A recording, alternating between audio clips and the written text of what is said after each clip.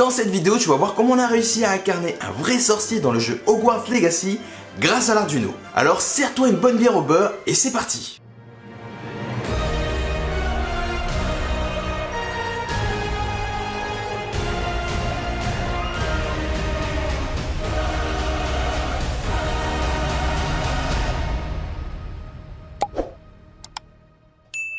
Pour rendre l'expérience de jeu plus immersive, on a utilisé de l'électronique et des jouets. Oui, je suis sérieux, des jouets. Alors plus précisément, on a utilisé une baguette magique qui fait partie de mon décor. On l'a déjà utilisé dans une précédente vidéo. Et un balai miniature que j'ai chouré à ma fille. Bon, c'est pas vraiment un balai, mais on fait avec les moyens du bord. L'idée, c'est d'utiliser ces deux objets pour interagir avec leur équivalent dans le jeu. On a réalisé ce projet en deux parties. Adrien s'est occupé de la partie baguette et moi du balai. Alors il faut savoir que lorsqu'on a commencé la réalisation de ce projet, le jeu n'était même pas encore sorti. Ça a été donc un petit challenge supplémentaire de tout préparer et tester sans avoir le jeu.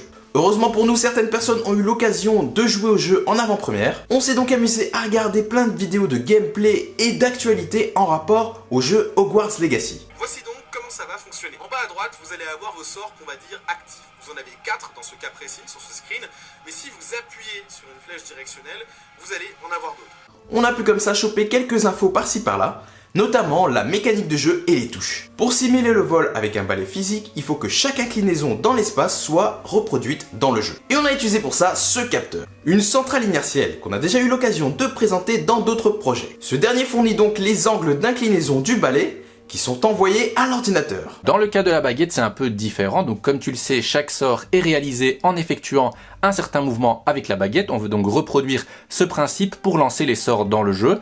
Je veux que lorsque j'effectue le mouvement correspondant à un sort, l'ordinateur sache d'abord de quel sort il s'agit. Pour cela, j'ai utilisé l'Arduino Nano 33BLE Sense, une carte avec laquelle il est possible de réaliser des applications d'intelligence artificielle qui dans ce cas-là sera une application de reconnaissance de mouvement. Dès que l'Arduino a communiqué les données du balai ou de la baguette à l'ordinateur, il faut les interpréter et pouvoir les utiliser dans le jeu. Il existe des cartes telles que le Raspberry Pi Pico ou le Pro Micro qui peuvent directement simuler l'appui sur les touches du clavier, mais nous on a plutôt opté pour un script Python qui fera globalement la même chose, mais qui est plus flexible car on peut également simuler une manette de console.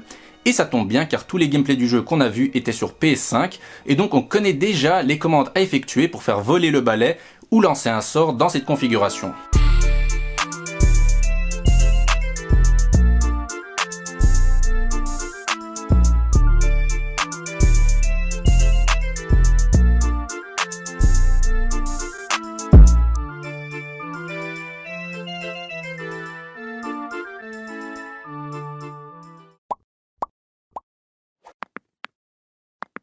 Pour la partie balai de ce projet, j'ai commencé d'abord par programmer la centrale inertielle. Je print les données que me sort la centrale inertielle. Donc les données ici c'est l'angle X et Y. Donc l'angle Y c'est l'inclinaison comme ça. Et l'angle X c'est l'inclinaison comme ça. Les données sont imprimées dans le moniteur série. Et pour faire la connexion entre l'Arduino et le PC, on a un script ici, le script Python, qui va lire simplement ce qu'on imprime dans le port série. On applique quelques petites conditions très simples au niveau des angles. Bon, en fin de compte, après quelques tests sur GTA, je me suis rendu compte en fait que la mécanique de vol ne sera pas vraiment la même. Merde. Et puis je ne sais pas pourquoi, d'un coup, la manette virtuelle n'est plus reconnue par le jeu GTA, donc je pouvais même plus tester en fait le code. Donc je dois encore revoir toute cette partie-là du code, et malheureusement pour tester tout ça, il va falloir attendre la sortie du jeu. J'ai donc ajusté mon code, et une fois le jeu sorti, j'ai pu faire mes premiers tests de vol.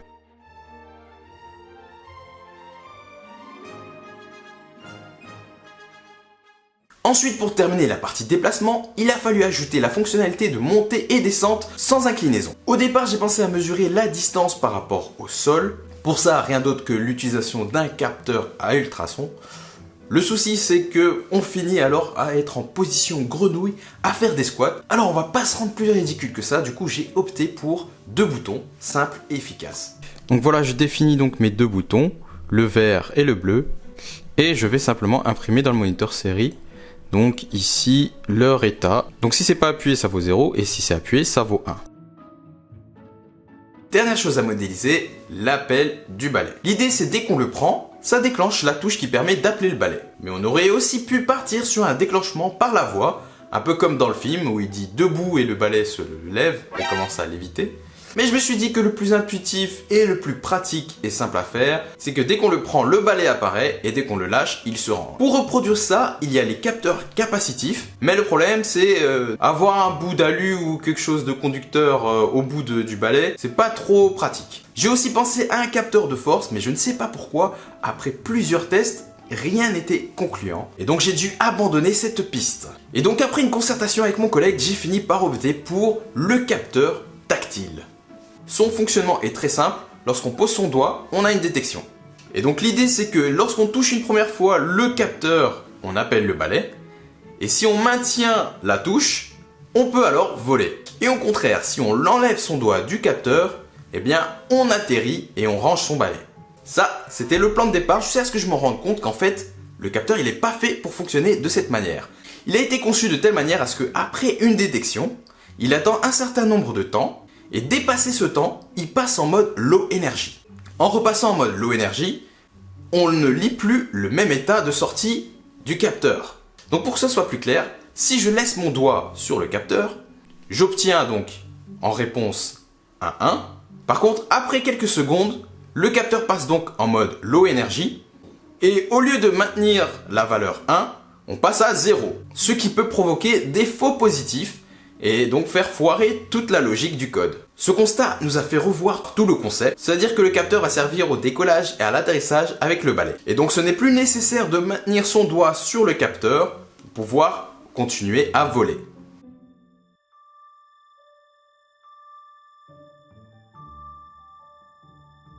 La baguette magique repose également sur les données d'une centrale inertielle, sauf qu'ici dans le cas de l'Arduino Nano 33BLE Sense, la centrale inertielle est directement intégrée à la carte, on n'a donc pas besoin de rajouter un module supplémentaire. Dès que je bouge la baguette, les données de l'accéléromètre et du gyroscope varient, comme on peut le voir sur le traceur série sur l'IDE Arduino qui va dessiner l'évolution de ces valeurs au cours du temps.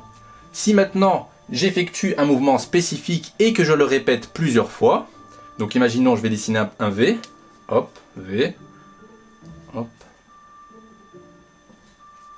on a un certain pattern qui se dessine. C'est cette empreinte liée au mouvement des sorts qui va permettre à la carte de distinguer un sort d'un autre. Donc moi j'ai choisi 3 sorts dont j'ai pu identifier les mouvements grâce au vidéo gameplay. Donc on a Axio, Lumos et Revelio qui sont des sorts qui ont l'air de s'utiliser assez souvent dans le jeu, mais qui ont surtout des mouvements bien distincts et ça c'est important pour la suite. Si maintenant j'effectue un des 3 sorts sans te dire lequel et je te montre uniquement l'empreinte liée au mouvement, tu pourrais très clairement identifier de quel sort il s'agit. Donc on veut que l'Arduino fasse exactement la même chose et pour cela on doit lui apprendre à le faire grâce à des exemples qui dans ce cas-là ne seront rien d'autre que moi en train d'effectuer chaque mouvement plusieurs fois. C'est ce qu'on appelle du machine learning. Plus la quantité de données qu'on va fournir à la carte est grande, plus elle sera capable de reconnaître les sorts de manière efficace. Donc moi j'ai décidé de faire 25 répétitions de chaque mouvement, donc 25 fois le mouvement correspondant à Axio, 25 fois celui de Lumos et 25 fois celui de Revelio. Donc dès que j'ai fait les 25 enchaînements de mon sort, donc je copie tout ce qu'il y a dans le moniteur série et j'enregistre ça, hop, sous quel nom? Donc le nom du sort, axio.csv. Donc je fais la même chose pour les 2 autres sorts et je vais me retrouver avec 3 fichiers de données. Ces données, je les ajoute ensuite dans une feuille de calcul Google Colab fournie par Arduino et qui va me générer le modèle de machine learning, l'entraîner, le tester et me sortir un fichier model.h que je devrais simplement ajouter à mon application finale. Donc ce fichier model.h, c'est mon IA de reconnaissance de sort. Donc dès que je vais effectuer le mouvement correspondant à un sort, la carte pourra me dire de quel sort il s'agit. Là je suis sur mon code de test, donc comme tu peux le voir j'ai bien rajouté le fichier model.h, donc ça ressemble à ceci. Donc j'ai déjà chargé tout ça sur l'Arduino, donc si maintenant j'ouvre le moniteur série et que j'effectue un des 3 sorts, par exemple Lumos, le programme va m'indiquer le résultat sous la forme d'un score de confiance compris entre 0 et 1. Donc plus on est proche de 1, plus la carte pense qu'il s'agit de ce sort. Donc là c'est bien Lumos, il n'y a pas photo. Si maintenant je fais un Axio, hop, c'est bien Axio. Et pour terminer, si je fais un Revelio, donc voilà, on a bien Revelio. Axio, Lumos et Revelio. Voilà. tout fonctionne correctement. Pour effectuer l'action dans le jeu, ce que je fais, c'est que j'envoie le nom du sort avec le plus grand score de confiance sur le port série. Je récupère cette information avec le script Python, donc plus ou moins de la même manière que pour le balai. Et ensuite, en fonction du texte reçu, je vais appuyer sur les bonnes touches du clavier ou de la manette en fonction de la configuration utilisée pour jouer. Il faut savoir que dès que la baguette capte un mouvement qui dépasse un certain seuil d'accélération, elle va prendre en compte tout ce qui va suivre comme étant le mouvement du sort. Or, si je prends simplement la baguette ou que je la dépose un peu trop rapidement sur le bureau, elle va s'activer, mais je suis pas en train de réaliser un sort. Donc, justement, le petit bouton poussoir me permet d'éviter cela. Donc, tant que je reste pas appuyé dessus, il ne se passe rien.